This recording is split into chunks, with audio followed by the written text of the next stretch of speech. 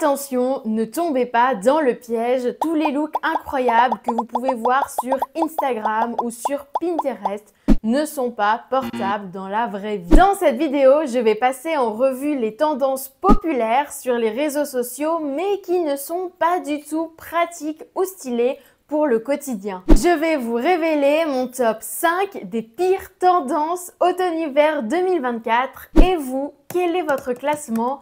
Dites-le moi dans les commentaires. On commence tout de suite avec la tendance numéro 5. Les chaussettes dans les ballerines ou dans les chaussures à talons. On les voit partout sur Instagram et chez les créateurs, mais est-ce que ça marche vraiment dans la vraie vie ?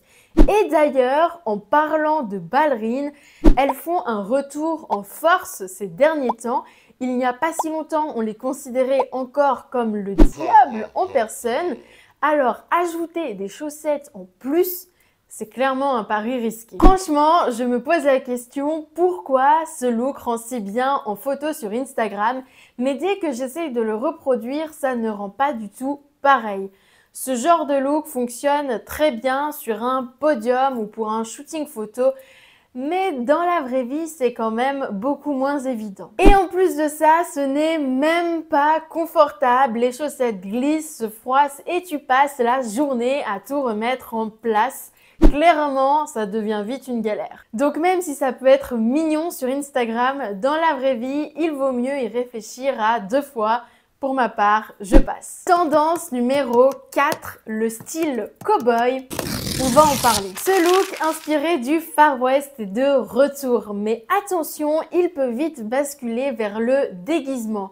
Un chapeau de cow-boy parfait pour un week-end à la campagne ou pour des vacances. Mais en ville, cela risque de faire un petit peu trop. Attention au Santiago, il y a vraiment des modèles qui laissent à désirer. Pour ma part, j'ai une paire de Santiago en cuir marron avec la forme typique mais qui reste quand même assez discrète. Par contre, ce sont les chaussures les moins confortables de ma collection avec leurs bouts pointus et leurs semelles super dures.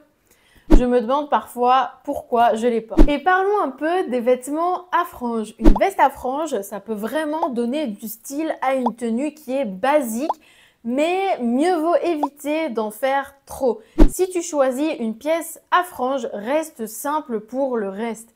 Un jean, une petite blouse suffisent pour laisser la veste briller sans que ça devienne trop chargé. Mais au final, que ce soit les franges, le chapeau ou les Santiago, il faut vraiment savoir doser pour éviter l'effet déguisement. C'est un style qui est sympa en théorie, mais en pratique, pour ma part, je passe. Allez, on passe à la tendance numéro 3. Attention, je vous ai déniché une petite pépite. Ce sont les chaussures avec le pouce séparé. Ces chaussures s'inspirent des tapis japonaises apparues dès le 15e siècle, surtout portées par les nobles et les moines bouddhistes, avant de se populariser entre 1603 et 1868. En 1988, Martin Margiela reprend ce concept pour en faire ses fameuses bottines tabi lors de son premier défilé.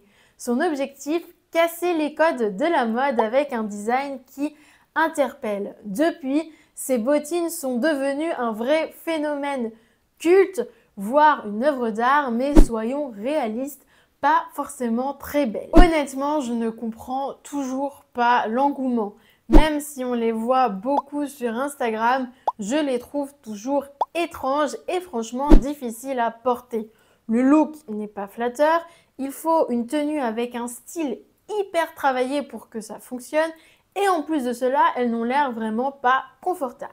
Donc pour moi, c'est un gros non. Tendance numéro 2, les manteaux en fausse fourrure. Vous allez me dire, mais Charlène, les manteaux n'ont pas leur place dans ce classement. Et moi, je vous réponds que si, ils ont leur place dans ce classement et en plus de cela, en position numéro 2. Les manteaux en fausse fourrure ont fait leur grand retour ces dernières saisons. On les voit de plus en plus sur les podiums, mais également dans les rues.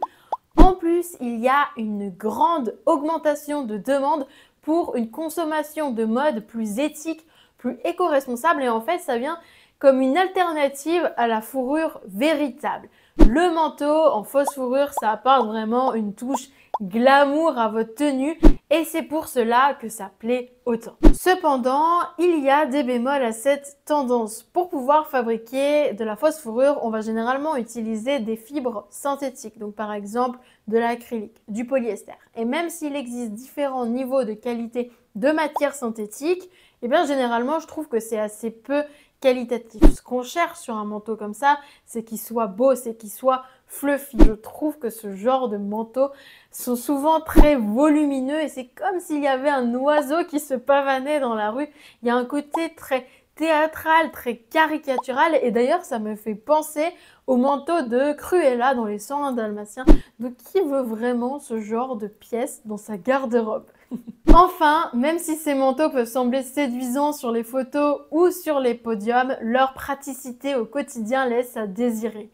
Entre une qualité qui peut être un petit peu discutable et un volume qui peut être un petit peu encombrant, je pense qu'il vaut mieux que vous vous tourniez vers d'autres solutions. Alors oui, pour moi, les manteaux en fausse fourrure ont bien mérité la 2e place de ce classement. Les amis, on arrive bientôt à la fin de cette vidéo puisque l'on arrive déjà à la tendance numéro 1, la pire tendance de cet automne-hiver 2024. Alors attention, roulement de tambour pour la tendance numéro 1 qui est l'imprimé vache. Oui, vous m'avez bien entendu, j'ai bien dit l'imprimé vache. Alors, l'imprimé serpent, on connaît, ok. L'imprimé léopard, bon, on tolère, ok. Mais l'imprimé vache, qui a eu cette idée? Ce motif a récemment fait son apparition sur les podiums, on l'a notamment vu lors des défilés de Balenciaga et de Dolce & Gabbana, apportant une petite touche audacieuse et originale. Mais honnêtement, qui a envie de ressembler à une vache en dehors d'un festival ou d'un événement à thème? La qualité des vêtements à imprimer vache laisse souvent à désirer, tout simplement parce que la matière utilisée, ça va être à peu près la même que la matière utilisée sur les manteaux en fausse fourrure. C'est de la matière synthétique comme le polyester. Pour une pièce aussi audacieuse, on veut qu'elle ait du caractère. On ne veut pas qu'elle semble bon marché. Moi, ce que je pense, c'est que ça va être la pièce kitsch par excellence. Alors, à moins d'être prête à assumer le fait de ressembler à un bovin sur le chemin du boulot, mieux vaut éviter cette tendance dans sa garde-robe. Et voilà, c'était mon classement des 5 pires tendances de cet automne-hiver 2024. Et vous, qu'en avez-vous pensé? Êtes-vous d'accord avec moi? Ou pensez-vous qu'il faut donner une seconde chance à certaines de ces tendances? En tout cas, dites-moi dans les commentaires quel est votre classement et surtout, n'oubliez pas de liker, de vous abonner et d'activer la cloche pour ne rien manquer de mes prochaines vidéos. À bientôt!